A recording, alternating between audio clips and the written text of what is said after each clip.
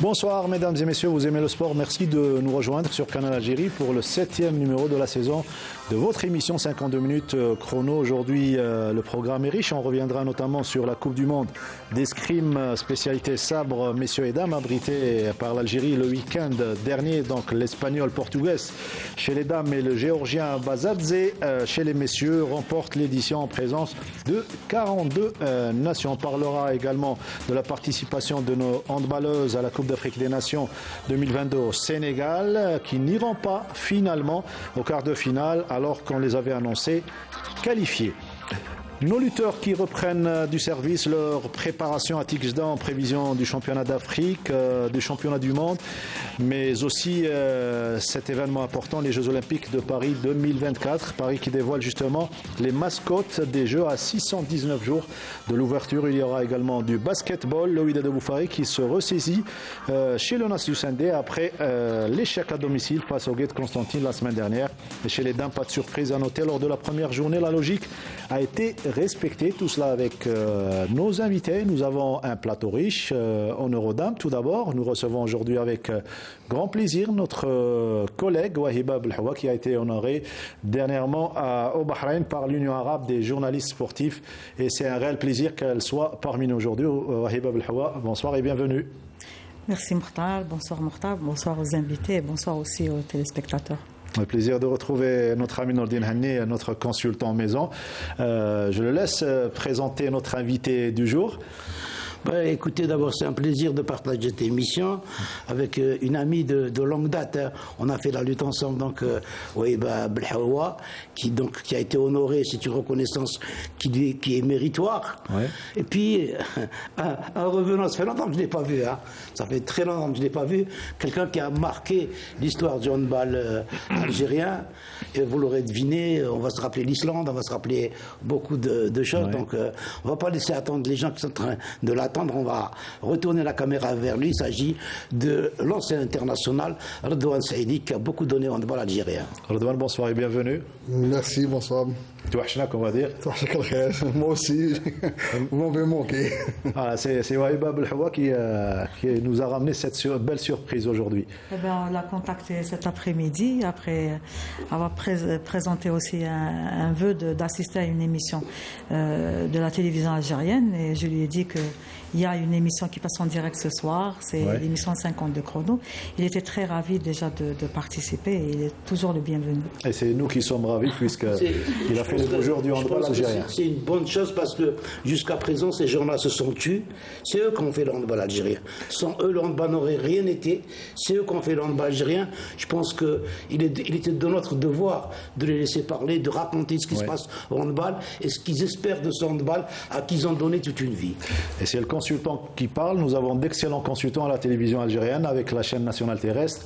Vous avez certainement l'habitude de voir Driss Hawass, notre ami consultant dans différentes disciplines. Il nous fait le plaisir d'être parmi nous lui également pour parler notamment de sa discipline chère puisqu'il est DTN de la Fédération algérienne de lutte associée. Driss, bonsoir et bienvenue. Bonsoir Mokhtar, bonsoir Wahiba, bonsoir Nono, bonsoir Redouane, bonsoir à tous les téléspectateurs de la Canal Algérie et en plus du Canal Algérie et surtout ravi d'être toujours sur le plateau 52 chrono. Voilà, le décor est planté, si tu permets, donc Redouane Saïdi. On va revenir, avant de revenir donc sur cette absence qui a trop duré du pays. On va avoir de tes nouvelles, mais si tu permets, et tu seras certainement d'accord, on va revenir sur ce très bel hommage rendu par l'Union arabe des journalistes sportifs à notre collègue Wahiba Belhawa, qui nous fait réellement plaisir, une riche carrière et c'est un hommage bien mérité. Wahiba, certainement, l'émotion a été forte. Oui, exactement. C'est au Bahreïn. Bon, le Bahreïn, c'est un pays que j'ai jamais visité, c'était la première fois. Et l'honneur était pour moi aussi de représenter le journaliste algérien dans un pays arabe où il y avait la présence de 18 nations. Donc 18 journalistes ont été honorés. Parmi les journalistes, avec que de femmes. Il y avait moi et une collègue tunisienne, Raja Mokhtar, que je salue au passage et que j'avais rencontré aussi les spécialistes en handball aussi. On s'est croisés au championnat du monde de Croatie en 2009. Donc j'étais très très ravie déjà de la rencontré après tant d'années. Et puis la consécration aussi, la distinction aussi, elle est algérienne. Oui. Et je remercie aussi l'organisation algérienne des journalistes sportifs qui a fait en moi... Qui a contribué, oui. Qui a contribué à ce trophée, à cette distinction. Donc voilà, tout l'honneur est pour moi, surtout après presque plus de 30 années d'expérience. Donc c'est un parcours pour moi qui a été vraiment varié, riche et il a été, je ne sais pas, couronné par cette distinction arabe. Ça fait longtemps que je vous connais, ça me touche réellement puisqu'il y a un hommage rendu à tous les journalistes sportifs algériens, notamment la femme journaliste sportive algérienne. Nordine Hani vous connaît mieux que moi, il vous a accompagné, il vous a vu venir vers le handball et d'autres disciplines, Nordine. Écoutez, moi j'ai connu Wahiba avant qu'elle rentre à la télévision. Hein. Elle travaillait dans un journal à Hussein-D, comme par hasard à Hussein-D. Et donc après son travail, elle venait au complexe du NED, donc on s'est liés d'amitié. Elle a commencé à découvrir le handball et puis on a continué ensemble comme ça. Je pense qu'aucun journaliste, je peux le dire aujourd'hui, à part peut-être Driss Daqiq, Inch'Allah, Wahiba a énormément donné au handball algérien. Yassine Bourouila également. Yassine Bourouila. Je ne vais pas tous les citer, mais Wahiba, puisqu'elle est présente, puisqu'on parle d'elle ce soir, je l'ai connue en tant que joueur, je l'ai connue en tant qu'entraîneur. Ensuite, on est devenu donc collègues, si vous voulez, au niveau de la télévision. Elle a énormément donné. Elle s'est passionnée pour cette discipline, pour les autres disciplines aussi. Elle est toujours volontaire. Elle est partout. Je fais un grand hommage à Mohamed, son mari, qui a souffert avec elle. Hein. C'est pas facile d'être le mari d'un journaliste. Voilà. Ou d'un entraîneur.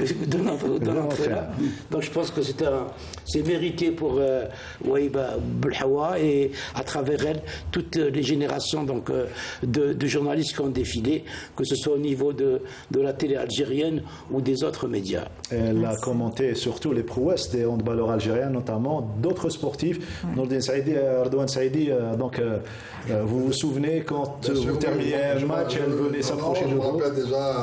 Je me rappelle de Wahiba, pour moi c'était la première compétition internationale avec le Mouli en 89.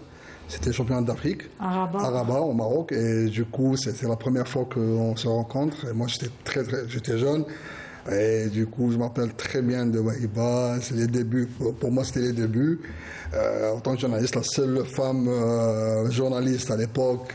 On voyait en handball, même au Maroc, il n'y avait pas de femmes. Hein, je me rappelle. Il n'y avait pas de femmes. Et du coup, moi, je tiens à féliciter Wahiba. J'étais très, très content de la récompense, du sac que vous avez eu au Bahreïn. J'ai vu sur les réseaux sociaux, de Facebook. Je suis très content, voilà. C'est un hommage à tous les acteurs sportifs d'Idriss Hawass. Ah oui, c'est sûr. Moi, les acteurs vraiment, parce que l'information est tombée comme un cadeau pour les journalistes algériens sportifs. Je le dis parce que je l'ai vu sur la page Facebook de l'association arabe. Je pense que c'est une belle distinction et c'est une belle reconnaissance pour sa carrière. Parce que quand même, moi peut-être je vais la surprendre. Une fois elle est venue à El Madania, elle a fait un reportage sur la situation du sport, sur des installations en 93. 93. Eh bien, elle ne connaît pas cette histoire. Moi j'étais entraîneur à El Madania. Al-Madani, vraiment, c'était la belle époque. C'était des journalistes qui se donnaient à fond, bon, c'est vrai. Des gens de terrain. Des gens de terrain. En plus, l'avantage qu'elle a eu Wahiba, c'est qu'elle a travaillé dans les sports co et les sports individuels. Elle est omnisport. Et le vrai journaliste, moi je le dis aujourd'hui, il faut se spécialiser, certes, mais le journaliste omnisport, il a un certain avantage par rapport à un spécialiste d'une discipline. On ne peut pas rester... Parce que j'ai vu des journalistes... une simple anecdote. Les journalistes qui sont venus à Tarragone en 2018, Mokhtar. 2018. Voilà. En 2018... la plupart des journalistes découvraient pour la première fois certaines disciplines. Beaucoup de disciplines. Ils ont beaucoup appris. Ouais. Et, maintenant, il y a des gens qui se spécialisent, c'est bien. Mais se spécialiser dans une seule discipline, oui, c'est bien. Mais pas uniquement, et je le dis aujourd'hui, pas uniquement dans le football. Hein. Voilà, c'est un petit peu le bas, plutôt la problématique qui se pose aujourd'hui. Wahiba Belhoua n'aime pas trop Kinshkroa, donc elle se remet rapidement au travail. Elle ne va pas oublier le travail. Aujourd'hui avec nous, donc Ardouane Saïdi, je le disais tout à l'heure, qui a manqué à la famille sportive et handballistique notamment. Vos nouvelles surtout. Les gens aimeraient avoir de vos nouvelles. Bien sûr, bien sûr. Alors du coup, j'ai quitté l'Algérie vu mon travail. J'étais joueur professionnel. Je suis parti en Arabie Saoudite. De l'Arabie Saoudite, je suis revenu en Algérie. Oui. Je suis resté une année, je crois, 2 ans. Je suis reparti en Tunisie. De la Tunisie, je suis reparti en France. Oui. Où je me suis installé là-bas. Je suis parti en tant que professionnel, joueur professionnel, bien sûr. Mais n'empêche que on est tout le temps, surtout moi, tout le temps au courant de ce qui se passe dans la famille, handballistique, du handball, les problèmes qu'il y a, tout ça. C'est pour ça aujourd'hui que je suis là. Oui. Alors aujourd'hui, je parle à mon nom, aussi à pas mal de collègues et à mes coéquipiers, générations, surtout sur la situation actuelle du handball. Vraiment, nous, on a un peu les nerfs.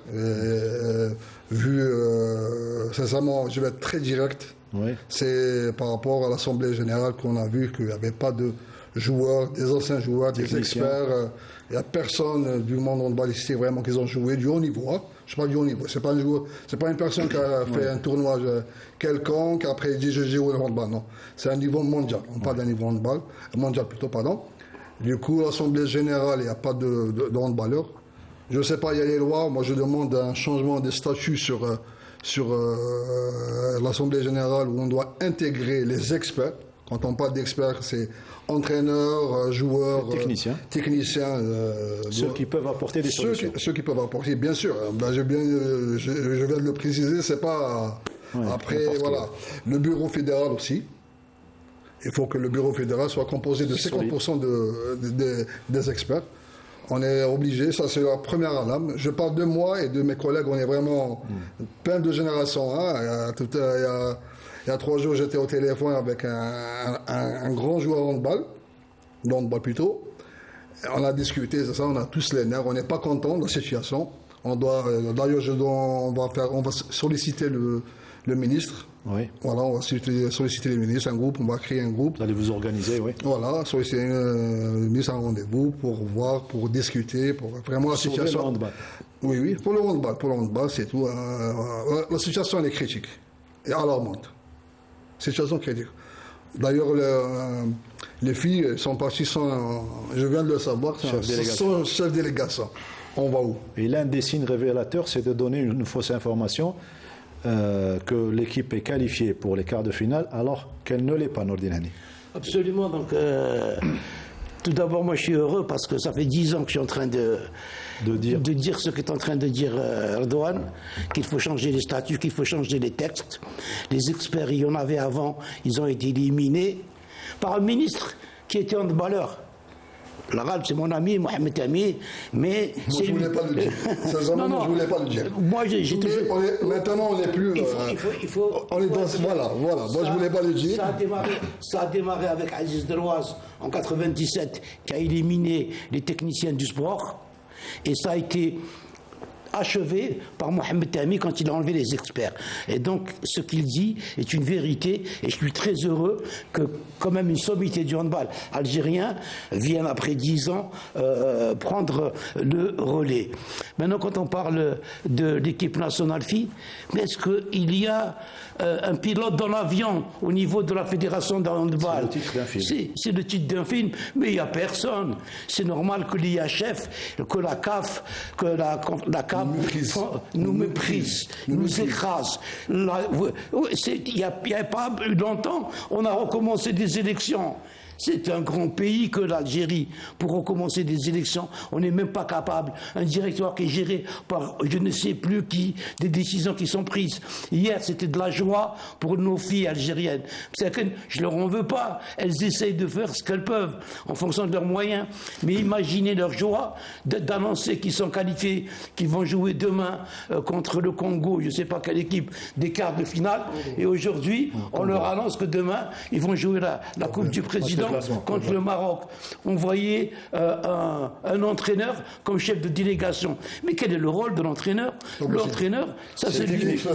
C'est son problème, c'est technique, voilà. C'est pas lui de gérer les alentours de la logistique, les alentours du club. Qui va être obligé de poser des réserves. Sur la base de quoi il va déposer des réserves? Lui, il est ramené en tant qu'entraîneur, quelqu'un qui va entraîner. C'est pas à lui de poser des réserves. Il faut des gens, et tant que la situation de ce handball sera comme ça, on va descendre encore plus bas.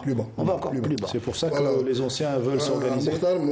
nous كما نقولوا بالعربيه رانا صامتين الاغلبيه راهي صامته انا ساكتين ما هضرناش بوندون دي زاني وصل حنا على بالنا واش صاري ما نجموش نهضروا هنا في البلاطو على بالنا كلش واش صار من الخفايا من على بالنا كلش حنا هون بالنا على بالنا on peut pas le dire sur les plateaux le plateau c'est pas un truc باش نتكلموا على Alors, je reviens juste, moi, c'est pour les statuts. Aujourd'hui, je suis venu pour les statuts. Ouais. Mon objectif, mon but, c'est les statuts, c'est le changement de statut.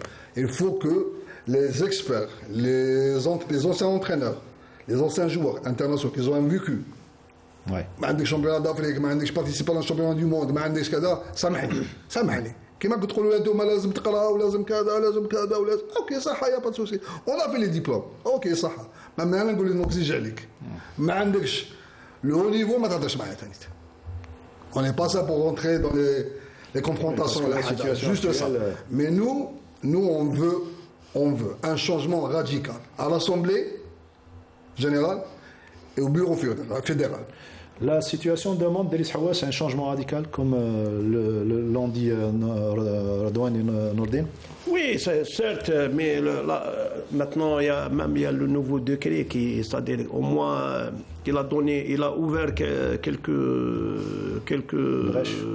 brèches surtout pour les permanents et surtout pour maintenant il y a un représentant des athlètes d'élite, il y a un représentant, mais c'est honnêtement,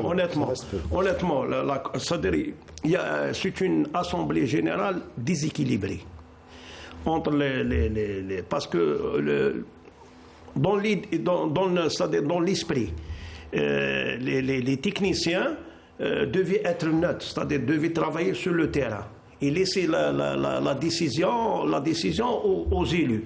Mais malheureusement, depuis 98, on a perdu beaucoup, parce que chaque fois, il y a une remise en cause du décret. Oui. Chaque décret, il est modifié. Et parfois, il est complété, un décret complète un autre décret. Et là, je pense que quand même, on a trop tergiversé et on a perdu beaucoup de temps, surtout pour le sport algérien. Surtout, je parlerai des 2 dernières décennies. C'est vraiment malheureux. Et là, parce que pourquoi? Parce que le handball, je parlerai de certaines disciplines qui ont beaucoup de cadres, notamment le handball, le football, l'athlétisme, le volley et basket. Et maintenant, il y a quelques disciplines de sport de combat, notamment le judo. Parce qu'il y a beaucoup de cadres qui étaient parfois dans certaines disciplines.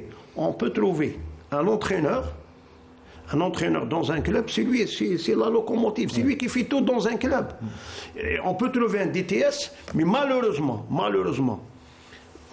l'Assemblée générale parfois, les assemblées générales des fédérations prennent des fois des décisions à l'encontre, je le dis, à l'encontre de l'intérêt de la discipline. Qui ne pensent pas sur parce qu'ils n'ont pas cette vision, le long terme. Maintenant, on dit que le collège technique, c'est bien, c'est un organe consultatif.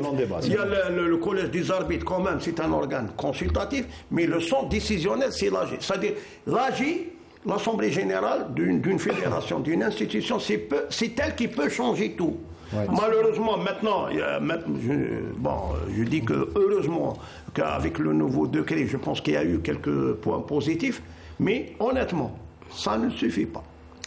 Ça ne suffit pas, vous venez de le dire, on va revenir, vous savez, le principe de l'émission, c'est les autres disciplines également, il ne faut pas les oublier. On reste avec vous pour parler de la lutte et la préparation de l'équipe nationale qui a repris donc à Tijdá les deux spécialités, lutte libre et lutte gréco-romaine. On va revenir au handball juste après. Oui, Mokhtar, en tous les cas, on va voir les images. Oui, c'est clair, c'est une planification de la fédération, de la direction technique nationale. Nous, on est habitués à faire le premier stage à Tijdá. Nous essayons d'utiliser les centres nationaux où, par exemple, à Tijdá, c'est destiné pour la préparation physique. La préparation physique, c'est un stage où on peut faire du foncier. Et en plus, nous avons quand même, depuis 2014-2015, le premier stage se déroule à Tijdá. C'est une planification, c'est un programme de la fédération qui s'étale des années, et surtout pour cette année, c'est une année un peu exceptionnelle avec les championnats d'Afrique qui vont se dérouler en Tunisie. Et surtout les championnats du monde qui vont se dérouler, pour le moment, sont domiciliés à Krasnopoyak en Russie, en Sibérie. Mais je pense que ça ne va pas se dérouler en Sibérie. Va se dérouler, il y a un dernier changement dernièrement à Belgrade. Je pense quand même, parce que les 6 premiers vont se qualifier automatiquement aux Jeux Olympiques en attendant le tournoi qualificatif en 2024. Vous parlez de planification et de stratégie, c'est ce que vous aimeriez voir dans votre discipline, Saïdi? Bien sûr, c'est ça. La situation actuelle, on est à 30 équipes en championnat. Excellence, oui. Excellence. Alors, on fait une comparaison à notre pays voisin, la Tunisie. Oui. C'est 2 groupes de 6. 12. Après, tu as 5 matchs. L'excellence, la vraie excellence. Voilà, la vraie excellence. 2 groupes de 6, après il y a les playoffs. Encore il y a des matchs. Tunis, championnat, grosse équipe, 2e champion d'Afrique, le haut niveau. On est à 30 équipes, donc jamais ça. C'est mazala. Il y a des équipes de quartier. Mazala. Il y a des équipes. Oui, le plateau, on ne كملوش. C'est mazala. Juste, on tire l'alarme, à la macan. C'est tout. C'est tout. Alors, pour l'équipe, c'est 30 équipes dans un championnat. On n'a pas commencé. La pauvre dame qui est Madame qui est présidente de... Moi, je pense on va l'appeler maintenant, je crois qu'il y a une indemnité. Après, tout le monde, les clubs... C'est un cadeau empoisonné, on va dire. Peut-être, elle va dire, j'étais bien dans mon club, mon petit club de Mouverdas, tranquille, je gère les filles, tout ça. Là, je me retrouve avec des présidents et il y a des concessions à faire. Il y a des concessions à faire. Votez Talik, direz-les. Ça y est, c'est fini. Il faut dire, oui. Non, il faut dire. J'ai bien dit, on sait tout ce qui s'est passé avant. On le sait. Maintenant, certaines périodes, il y avait 2 présidents. Un officiel, officieux. Voilà, il y avait 2 présidents. Ils se reconnaîtront. Je vais juste poser une question. Oui. Qui c'est qui finance le sport algérien? C'est l'État. Oui. Donc moi je pose une question à l'État. Comment pouvez-vous donner de l'argent à des gens alors que vous savez qu'ils vous emmènent à la faillite? Moi quand je veux investir, j'investis mon argent avec des compétences pour faire fructifier mon argent, pour obtenir des résultats. Donc c'est la question que je pose à l'État. Pourquoi vous acceptez de donner de l'argent alors que vous savez qu'au niveau des assemblées générales, rien ne va plus? On revient donc à la lutte pour écouter cette fois-ci le directeur des équipes nationales, Rizqi Hussein, au micro de Omar Djemaï qui a fait le déplacement à Tijdá, parler de l'objectif du stage. Ce stage rentre dans le cadre de notre préparation continue de nos équipes nationales. Nous avons quelques éléments de l'équipe junior, les U23, ainsi que l'équipe A. Je tiens à souligner que tous les éléments présents à ce stage ont décroché l'année passée des médailles au niveau africain et arabe. Ce stage, comme je l'ai déjà souligné, s'inscrit dans le cadre du programme de préparation tracé par la Fédération nationale pour ces 3 catégories en prévision des prochaines compétitions telles que le championnat arabe qui se déroulera au mois de février prochain en Arabie Saoudite et qui concerne les juniors et les cadets, ainsi que le championnat d'Afrique qui concernera quant à lui les 3 catégories, cadets, juniors et seniors, et qui se déroulera en Tunisie au mois de mai de l'année prochaine. Sans oublier bien sûr certains athlètes qui participeront aux différents championnats du monde qui se joueront entre le mois d'août et le mois d'octobre 2023 et qui concernent également les cadets, juniors et seniors. On reste avec Al-Sqi Houssine, le directeur des équipes nationales, pour parler cette fois-ci des échéances à venir surtout et donc la préparation pour ces échéances. On l'écoute. Concernant la lutte, je tiens à préciser que notre système n'est pas un système de points comme cela se fait dans certaines disciplines. Nous avons plutôt des tournois qualificatifs et la première étape sera celle du championnat du monde qui se déroulera en Russie au mois de septembre 2013 où les 5 premières places seront qualificatives directement aux Jeux Olympiques. Après cela, nous aurons en 2024 des tournois qualificatifs pour chaque continent tout en précisant que pour le tournoi nous concernant, il englobera l'Afrique et l'Océanie. Le lieu n'a pas encore été désigné, on parle du Maroc ou de l'Algérie pour abriter cette compétition. Pour la 3e étape, nous aurons 2 tournois internationaux pour ceux qui n'ont pas pu se qualifier au niveau mondial et continental. Ils auront la chance de le faire lors de ces 2 tournois dont la date et le lieu n'ont pas encore été désignés, mais qui se tiendront, une chose est sûre, en 2024. C'était Al-Sqi Houssine, directeur des équipes nationales, qui revenait surtout sur le système de qualification pour se qualifier pour les Jeux Olympiques. Et là, vous travaillez en étroite collaboration d'Idriss Hawass avec le DEN, les entraîneurs de l'équipe nationale également. Bien sûr, c'est clair. Maintenant ça c'est une tradition. Maintenant, nous avons quand même une certaine avance.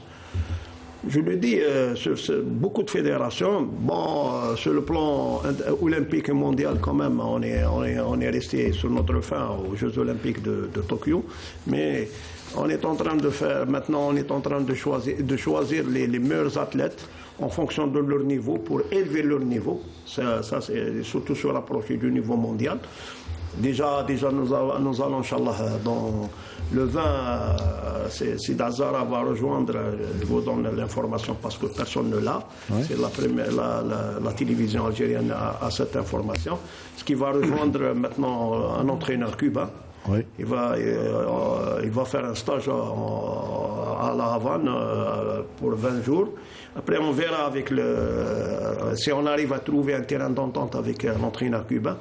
On va le faire installer là-bas. Il va l'accompagner jusqu'au jeu, oui. Ah oui, il va l'accompagner, Inch'Allah. Inch'Allah, il va l'accompagner. Mais nous avons, parce qu'il ne doit pas rester uniquement à Cuba. Je pense qu'il y a les pays, surtout nous avons une autre option, c'est-à-dire en même temps avec la préparation avec les Cubains, en même temps avec les Azéris et éventuellement les Hongrois, qui quand même sont champions olympiques, c'est une terre de lutte. Voilà, notre sport de combat cette fois-ci, l'escrime. Nordin Hani, l'Algérie qui arrive à ramener 42 nations ici pour une Coupe du Monde, une étape de Coupe du Monde de sabre, messieurs, qui a tenu toutes ses promesses, on va dire. Voilà, quand on veut, on peut organiser une compétition mondiale. Et c'est pas la première que cette fédération organise. Parce qu'il y a des hommes derrière, il faut le dire. Les gens n'aiment pas qu'on parle de Raoul Salim Bernaoui. Raoul Salim Bernaoui, c'est lui qui a été derrière ce qui se passe au niveau de l'escrime. Moi, je vois qu'il y a des conflits entre personnes, alors que c'est l'Algérie.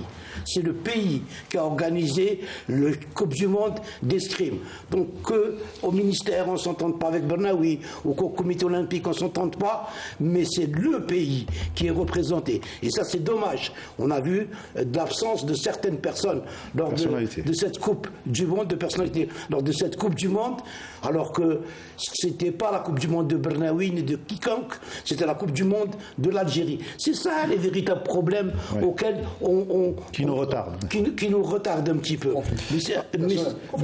Conflit personnel. C'est le cas du handball. Ce qui se passe en handball. Actuellement, ça ne se voit pas qu'en handball, on a eu cette Coupe d'Afrique des Nations. Comment? Actuellement, quand on voit ce qui se passe, on a oublié, on ne voit pas ce qui. On a eu cette Coupe d'Afrique. On a envoyé l'entraîneur à la Bergarie sur la guillotine comme ça. À la guillotine. Ah oui, en parlant d'escrime, on va revenir, vous parliez d'organisation. Ce sujet est préparé Sid Ahmed Bouraïeb et on se retrouve juste après. Pari réussi pour la Fédération algérienne d'escrime. En plus du niveau élevé de la compétition qui a réuni le Gotha mondial, l'organisation était au top. Tout le monde était au garde à vous pour faire de cet événement une réussite. Et beaucoup d'échos favorables et une organisation de très haut niveau. Du moment qu'on a des athlètes de très haut niveau, les meilleurs au monde. La spécificité de cette organisation cette année, c'est que c'est un test events. La Fédération internationale a décidé, a voulu essayer une nouvelle formule de compétition, c'est-à-dire avoir les deux sexes, masculin et féminin, individuel et par équipe, en l'espace de 4 jours. C'est une organisation un peu lourde. Mais c'est-à-dire, on va dire qu'on est très satisfait de l'organisation. Ce qui nous a facilité l'organisation, c'est le matériel. Surtout que l'Algérie s'est dotée de matériel de très haute facture, un matériel de technologie, de pointe, etc. Les dernières technologies, ce qui concerne l'escrime. Pour l'organisation, c'était top jusqu'à maintenant. C'est le premier jour et deuxième jour et troisième jour. Et demain, c'est les par équipe. Tout le monde est satisfait jusqu'à l'instant. Et voilà, c'est une Coupe du Monde très importante. Et c'est la première Coupe du Monde de l'année.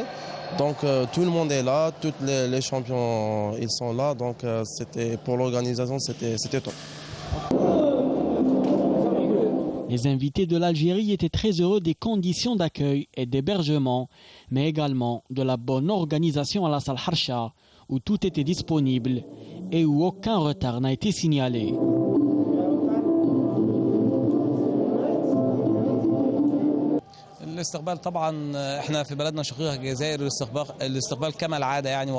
Nos frères algériens nous ont très bien accueillis. Je suis très content d'être ici. L'organisation est très bonne. J'étais à Oran lors des Jeux méditerranéens et les Algériens me surprennent à chaque fois. Nous participons avec 4 filles et 7 garçons. Notre champion Ziyed El Sisi a décroché le bronze. C'est une performance exceptionnelle. النهارده الحمد لله احنا بنلعب في دور الأربعة. اللاعب بطلنا الدولي زياد السيسي الحمد لله يعني بيلعب في دور الأربعة النهارده يعني ضمن ميدالية الحمد لله برونزية على الأقل يعني إن شاء الله يكمل وياخد يحصل إن شاء الله على الذهبية بإذن الله والجزائر دايما مشاها حلوة علينا. Niveau performance, cette étape algérienne de la Coupe du Monde était historique. Soussen Boudiaf a réussi à se hisser jusqu'au tableau de 16, une première pour l'escrime algérien. La participation algérienne, moi je suis très satisfait. Tout simplement, c'est une participation historique. Deuxième place pour Soussen Boudiaf, un classement historique. On n'a jamais réalisé cet résultat. C'est bien de rester sur cette dynamique après les Jeux méditerranéens. Le podium mondial et olympique approche. Il faut rester positif sur cette dynamique. Surtout travailler, rester concentré et la rigueur et la continuation dans le travail, les résultats vont venir très sûrs. Rendez-vous pris l'année prochaine pour la 9e édition. Surtout les Jeux Olympiques de Paris en prévision de ces Jeux. Un acquis pour la fédération, cet accord signé avec l'expert donc Christian Bauer. L'académie Bauer au niveau du sabre est très connue et l'Algérie a profité, la fédération algérienne a profité de sa présence pour signer un accord jusqu'aux Jeux Olympiques de Paris. On l'écoute, il est au micro de Sid Ahmed Bouraïeb. Pour les Jeux, donc ça c'est l'objectif principal. Après, une fois au jeu, il faut laisser faire les choses. Je pense que Soussen a une possibilité de faire une médaille. Zora peut-être aussi, mais surtout Soussen. Mais la première étape, c'est les qualifications. La Coupe du Monde garçon, là, elle a un très très haut niveau. Nous sommes tous les entraîneurs, on a discuté un peu entre nous. On est très surpris qu'au début de saison, le niveau soit si haut déjà. Donc ça veut dire que l'année sera très très difficile. Sinon, la sélection algérienne n'a pas encore ce niveau-là. Il faut travailler beaucoup. Il y a des jeunes talentueux, c'est vrai, mais il faut les mettre dans une structure où ils puissent travailler et progresser, quoi.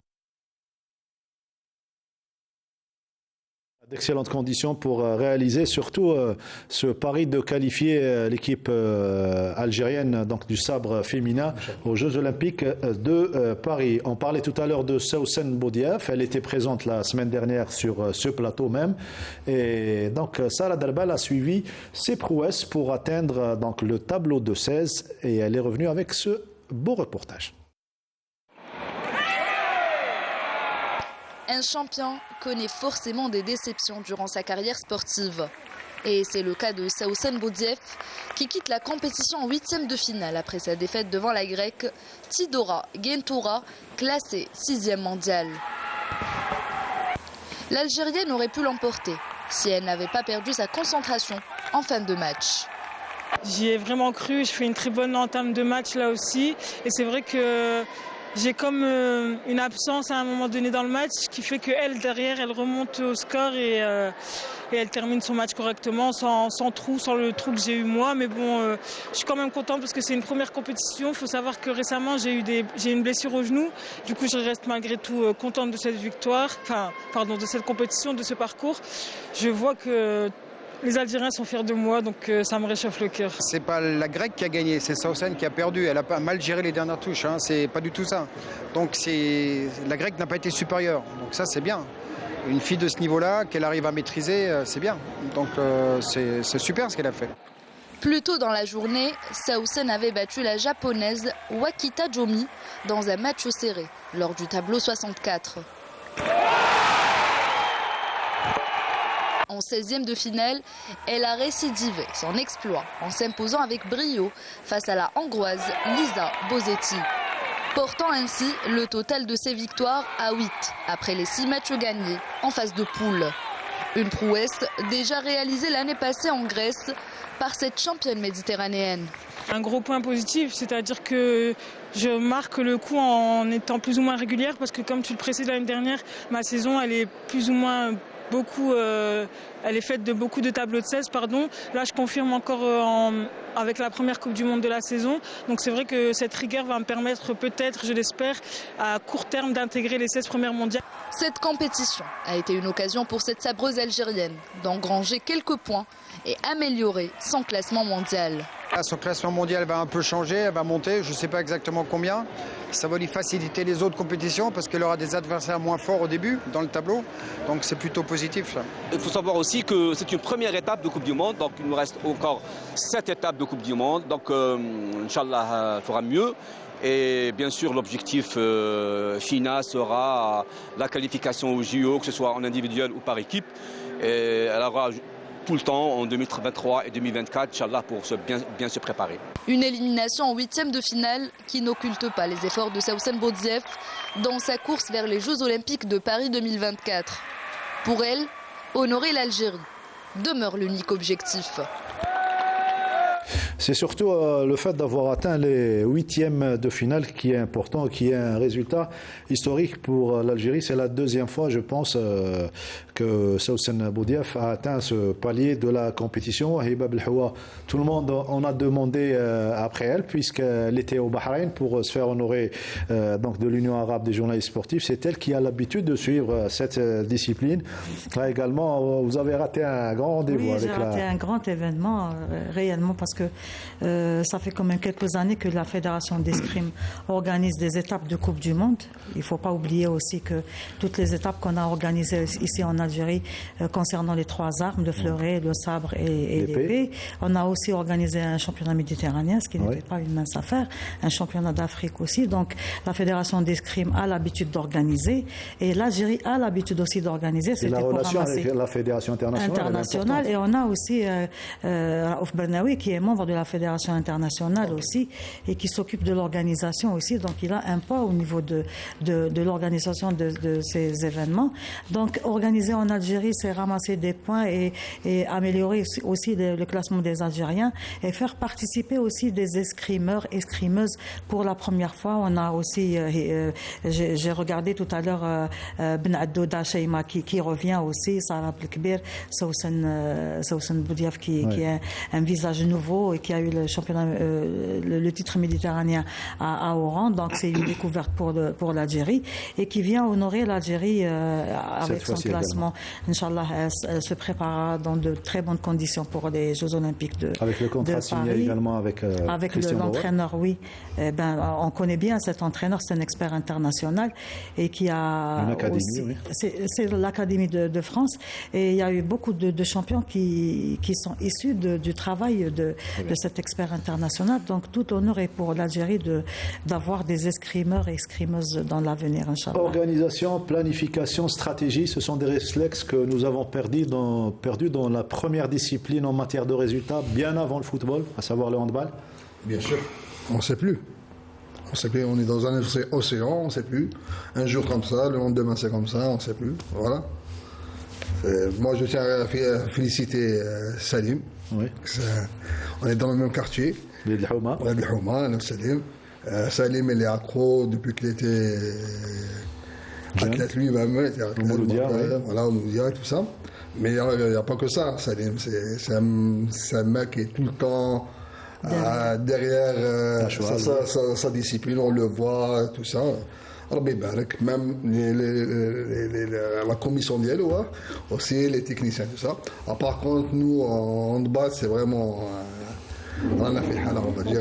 Mais je sais que ça t'arrange que je parle comme ça, je sais. Je suis content aujourd'hui. Bien sûr. Parce qu'il n'est pas le seul à aujourd'hui. Non, la situation est que la situation est il n'y a rien caché. Rien caché. Ça fait 20 ans, les mêmes personnes, c'est bon, à un certain moment. Même les nations voisines s'inquiètent pour le sort du handball algérien. On le voit au championnat d'Afrique d'Albenat. Catastrophe. Je ne parle pas de technique, je ne parle pas de résultat. L'Assemblée, c'est le 19. Comment comptez-vous vous organiser? Vous venez de le dire tout à l'heure avec les anciens. Pour nous, sincèrement, les anciens joueurs, qu'on a commencé à parler, tout ça, pour le moment, pour une année et demie, ça ne sert à rien. Nous, c'est pour le prochain cycle. Mandat, oui. Voilà, mandat pour aller, on va essayer de rentrer. À tête reposée, bonne stratégie. Là, c'est trop tard, c'est trop tard. On ne peut rien faire. On ne peut rien faire. Après, c'est pas. C'est la baguette magique dans l'Assemblée, là, dans le. Non, c'est du temps. Alors, oui. Morta, on a perdu beaucoup de temps. Je me rappelle, il y a quelques années. À se chamailler, surtout.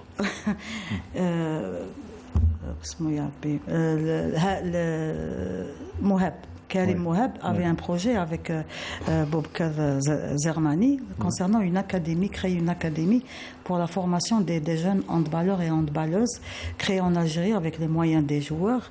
Et elle a été bloquée. A été bloquée et ça n'a pas. Et comme par hasard, je ne connais pas l'histoire, mais je connais comme par hasard, ils ont parlé d'une académie.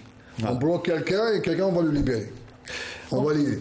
On passe au tennis, si vous permettez, cette fois-ci avec le championnat national. On ne va pas oublier le tennis. Linda Touboul nous résume le championnat national avec un fait marquant, l'absence des seniors. Et c'est une première, comme nous le disait notre ami Walid Bouachaoui, notre collègue journaliste et arbitre international, journaliste de la radio Algérie Internationale. Donc retour sur ce championnat national qui s'est déroulé le week-end dernier à Boufarik avec Linda Touboul.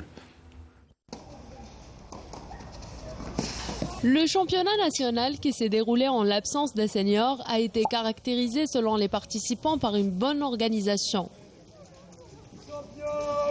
حقيقة كانت دورة ناجحة وهذا بشهادة الفيدرالية وشهادة كل الحضور من لاعبين وأوليائهم. كانت حقيقة كان برزوا فيها شبان منهم غولي ناصر اللي كان فريمون il a fait une belle perspective sur l'ensemble du tournoi. Il y a eu une confirmation les champions qui ont confirmé avec force leur titre. Chez les hommes, le Mouloudia d'Alger a dominé la compétition en s'imposant devant le club de Hedra grâce à Kishou Slimane qui a remporté le titre en individuel. Alors que le club de Boufarik a réussi à gagner le trophée de la première place en double grâce à Khalfi Houssam et Winsey Amin.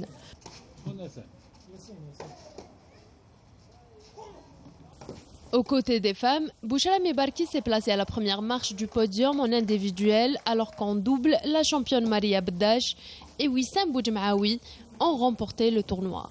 Ce championnat, c'est une occasion pour les athlètes de montrer leur talent et bien se préparer pour les prochaines échéances. Voilà donc, c'était un retour sur ce championnat d'Algérie.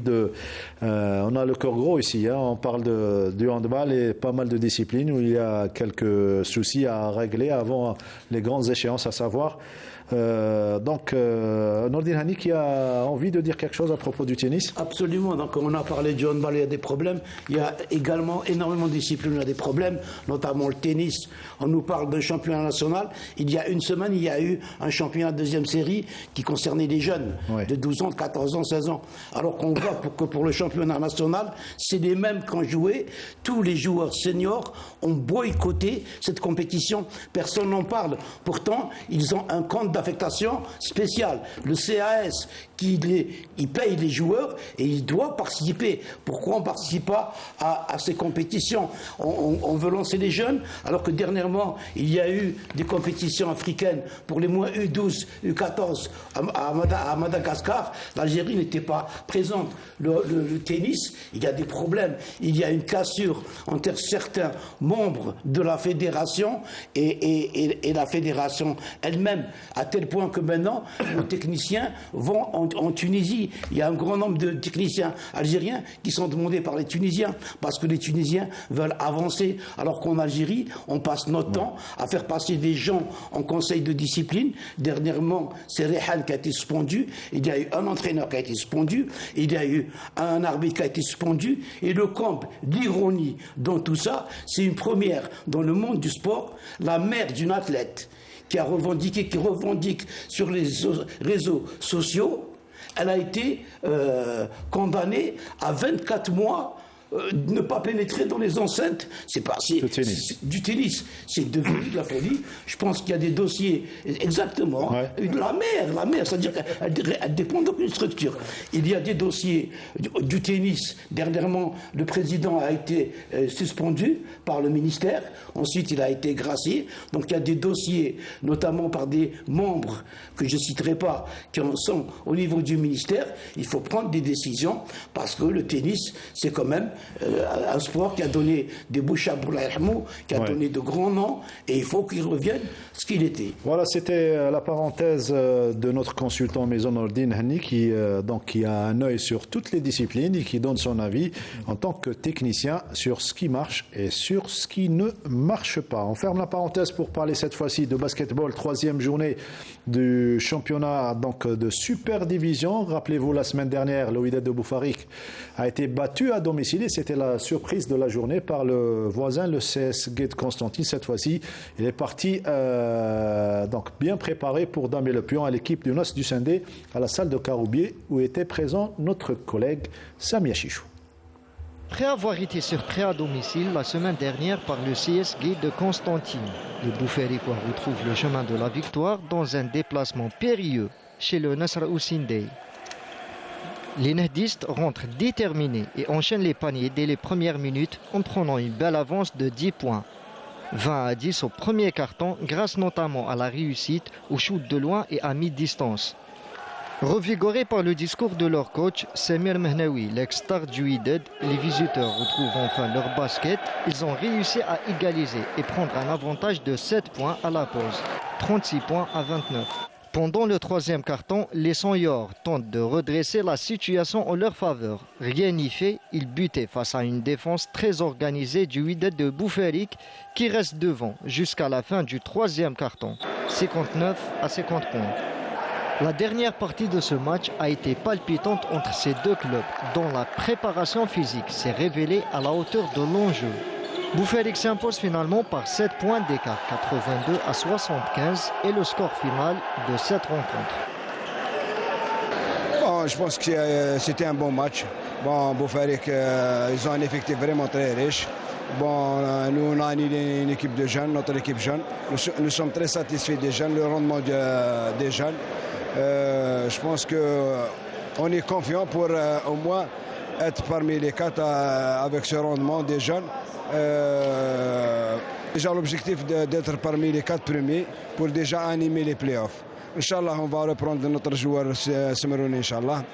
Comme ça, on va renforcer notre équipe et notre effectif Il nous manque 2 joueurs. Inch'Allah, on va les intégrer. Inch'Allah, on fera une bonne saison, Inch'Allah.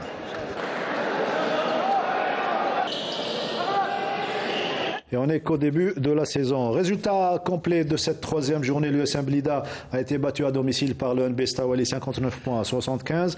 Victoire sur le fil du Trad de Draria devant le CR Benessaf 62-60. Large victoire du CR Bedal Beda devant le CSMB Ouergla 105 points à 47. Et puis défaite à domicile dans l'OMS Miliana face à l'USM Alger 62-67. Le Mouloudia d'Alger était exempt de cette 3e journée. Le classement, l'USM Alger est seul leader avec 6 points. Trad Draria et CRB Dalbeda occupent conjointement la 2e place avec 5 points. Dans le groupe B, victoire du Ruiba Club Basketball face au RC Constantine 63-60. Nas du Sindé qui s'incline devant le Wydad de Boufarik, comme vous venez de le voir, 75-82.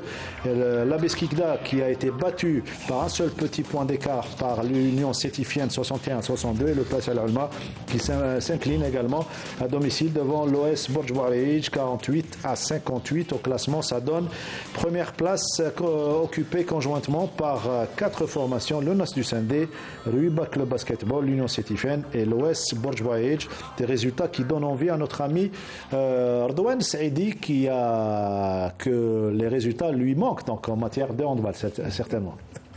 Moi, ce qui m'intéresse, les belles affiches, moi, ce qui m'intéresse, c'est l'avenir. Ouais. Sincèrement, c'est l'avenir. C'est la qualité de niveau de jeu. On va dire un club, je sais pas, de première division en excellence, on va dire. Actuellement, il n'y a pas de jeunes. Ouais. Il n'y a pas les U20, U15. L'antichambre, oui. C'est pas normal. C'est pas normal. Comment ça se fait? Normalement, quand il cherche un club, il a des jeunes, en filles, en garçons, des jeunes qui font un championnat. Sinon, on n'aura pas de la réserve. Nourdine Hanni parle souvent de stratégie. La stratégie, elle est globale. Une stratégie, c'est mettre tout en œuvre. Il a tout schématisé. Avant les clubs, la force des clubs, c'était quoi? C'était la formation en bas. Les jeunes. C'était rare quand on ramenait 1 ou 2 joueurs pour renforcer. On parle des jeunes depuis 20 ans. Vous nous appelez, on vous dit, les jeunes, il n'y a pas de jeunes. C'est pas normal, il n'y a pas de jeunes. Je tiens à remercier aussi. Je me rappelle. Les jeunes, ça fait pas longtemps, sont revenus du championnat d'Afrique avec Mamel, l'entraîneur. Voilà. Alors, juste ça. Ils ont fait un voyage, je sais pas combien, ils sont partis au Qatar pour aller en Afrique. Après, ils nous ont donné une bouffée d'oxygène. Ils ont gagné en Tunisie. Ça fait pratiquement 25 ans qu'on les a pas gagnés. Ils sont revenus, la sqablehum, la qiymuhum, la motivahum, la farhouhum. C'est grave. C'est grave. Alors que si on a été 5e, on n'est pas là pour dire. On n'est pas là pour. On n'est pas là pour polémiquer, Voilà, là. C'est des réalités, c'est des faits, ça existe. C'est des faits. Les filles maintenant, il ne faut pas y acheter les filles en championnat d'Afrique. Là, il n'y a pas. Sans préparation, sans rien du tout, sans. Tu envoies une délégation sans un chef de délégation, un entraîneur tout seul. C'est plus grave, d'où les filles, elles se sont entraînées le matin avec un entraîneur, le lendemain, c'est vrai, c'est vrai. Le surlendemain, donc c'est pas sérieux. Il faut le faire. C'est une belle prouesse. C'est l'avenir, on est là, c'est pour l'avenir, pour. Driss parle souvent des disciplines et ce qui range un petit peu les disciplines en matière de problèmes. C'est vrai que ça dure et on tarde à trouver une stratégie dans différentes disciplines. Je le dis honnêtement devant des millions de téléspectateurs algériens. Les compétences ne manquent pas en Algérie, mais malheureusement, le système les a marginalisés. En handball, c'est l'exemple type. Oui. On a, surtout en handball, quand je vois le nombre des entraîneurs qui travaillent dans les pays de golf, qui sont en Europe, qui travaillent dans les clubs professionnels, je parle puisque tout à l'heure, Wahiba parlait de Boufker Zermani qui est en Allemagne. Lecteur et chef. Voilà. Et quand je vois les compétences du handball, je parle même des anciens joueurs. La plupart des anciens joueurs internationaux, ils ont le diplôme de conseiller en sport. Je parle de Nordin Henni, voilà l'exemple au Qaddamna. C'est la première génération de l'ISTS. Je me rappelle les moments. Il a étudié avec Saada. Je l'ai vu en fin de carrière. Moi, je l'ai vu quand il était au sommet de sa forme, mais je l'ai vu en fin de carrière quand il jouait au Nadit. Je me rappelle cette époque-là, à cette époque-là, parce qu'il y avait une stratégie. Le handball, je vais vous donner, il y avait une planification, il y avait une DTN forte. Il y avait une DTN forte au début de l'année. Au début de l'année, il y avait des tournois pré-compétitifs, 2 fois 20 minutes. Tous les clubs participent, obligatoire. Bon, parce qu'il y avait une volonté politique. Après, il y a le championnat. Il y avait un championnat. Je me rappelle les matchs du DNC, MCA, Nadit, NAD, l'MCO. Maintenant, quand on parle de handball en Oranie, qu'est-ce qui reste à Oran, en handball? Qu'est-ce qui reste? Il reste plus rien. Marginalisé. Ouais, c'est ça. Moi, j'ai vu, quand je voyais le lycée Castor, ou les terrains de Castor, qui ont formé pas mal de handballeurs à Oran, je l'ai vu dernièrement, ça m'a écœuré. Il y a eu une finale du championnat d'Afrique des clubs, MCA, en 86, oui. 88 de club algérien. 88, oui. Et Annaba. Qu'est-ce qu'elle a donné pour l'équipe nationale Annaba. J'ai oublié Annaba, Skikdal, Constantine. Même Constantine. Les Ben Marsoula et John Mqsante, c'est ça là. Constantine CSC, parce qu'à l'époque, je me rappelle, j'entraînais les cadets du NED, on a en finale CSC, parce qu'ils travaillaient, comme ils disaient. Parce qu'ils avaient des cadets. Annaba, qu'est-ce qu'elle a donné Annaba comme nom? Les Baudra, les c'est vraiment dommage. Moi, je parle des compétences. Akacha, bien sûr. Akacha, bien sûr. Que je salue. Vraiment, parce que quand on voit les compétences, c'est la même chose en athlétisme, il ne faut pas se cacher la face, c'est la même chose dans d'autres disciplines, au volley et au basket, c'est la même problématique. Parce que le système n'encourage pas, actuellement, le système n'encourage pas les compétences. Je le dis haut et fort. On a fait fuir les compétences des assemblées générales. Et ça se répercute, on l'a vu au niveau des championnats. Les décisions sont prises par les assemblées générales où il n'y a pas de compétences. Donc il n'y a pas de décision. Voilà, donc on va parler d'une autre sphère. On a exposé donc les mascottes des Jeux Olympiques de Paris 2024. Je vous propose de voir ces mascottes, ces belles mascottes, où il y aura beaucoup d'Algériens à Paris pour encourager la délégation algérienne. Alors, les mascottes s'appellent les Frigéonnais à 619 jours plus exactement de la cérémonie d'ouverture. La dernière minute, on va la laisser à notre invité surprise aujourd'hui, Ardouane Saïdi, qui nous a fait le plaisir d'être parmi nous aujourd'hui. Certainement, vous avez un message fort à lancer à la famille du handball algérien. Bien sûr. En 30 secondes. Bien sûr. Il faut se réunir. Il faut les anciens handballeurs, les anciens entraîneurs, les entraîneurs qui veulent du bien pour le handball algérien. Il faut se réunir. Il ne faut pas laisser. Il faut demander nos droits. Il faut revenir au handball, aux assemblées, au bureau, à la fédération, au club, à la formation des entraîneurs, à la formation des joueurs et des jeunes joueurs. C'est obligatoire, ça se passe comme ça. Inch'Allah, Rabbi Fkhna. Inch'Allah, l'Algérie revient sur la scène internationale parce qu'on est loin. C'est que au championnat d'Afrique, on est loin. Et ça vous fait mal au cœur. Bien sûr, ça fait mal au cœur. C'est des années de sacrifice sur le terrain. Bien sûr, mais les années 80, on était 5 fois champion d'Afrique. Maintenant, comme il a dit, 5e, on est content. Parce que, Allah, comme je dis, 20 ans de bricolage. Sincèrement, bricolage. Désolé de le dire sur les plateaux, des fois je m'énerve. Allah, je suis comme ça. Je suis comme ça. Il faut le dire sur les plateaux. Parce qu'on a parlé dans le vide. Maintenant, il faut le dire ouvertement. Bien sûr, je ne vais pas m'arrêter. Hein. On a décidé, on ne va pas s'arrêter. Comme on a dit, nous, on va essayer de toucher les instances aliéniennes, hein, le ministère, même nous demander une audience au ministre, pardon. on va expliquer leurs choses, la situation. Inch'Allah, c'est la base. Merci à Texaha. Merci à vous. Je suis content. Merci à vous. Merci à vous de m'avoir invité, de m'avoir écouté. Pardon, je me suis un peu énervé, désolé, mais c'est comme ça. Ça fait mal au cœur. C'est le cœur qui part. Voilà. Driss, on vous retrouvera avec Hassan Jabbar et toute l'équipe de la rédaction sportive. Inch'Allah. J'étais pas seul aujourd'hui. Ils sont bien. On est trois. Encore une fois. Et même Driss a les mêmes idées que nous. C'est le langage technique. C'est le langage technique, on va dire. C'est pour l'Algérie, on le fait.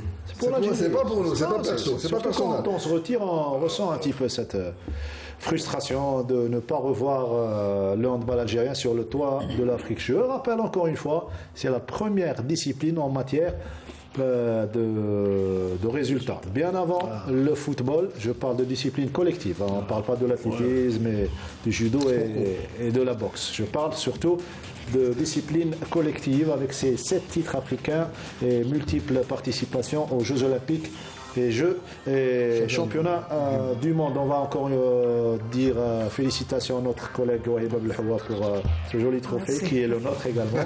Je peux le garder chez moi. Oui, bien sûr, momentanément. Voilà. Merci Wahiba, on va prendre des photos avec ce joli trophée. On se retrouve mardi prochain. Merci à toute l'équipe technique du studio numéro 2 qui nous a accompagnés, qui était là très tôt le matin, et à leur tête Saïd Bouhadjoum et notre script Amira qui était qui veillait au grand en matière de réalisation. Allez, à mardi prochain.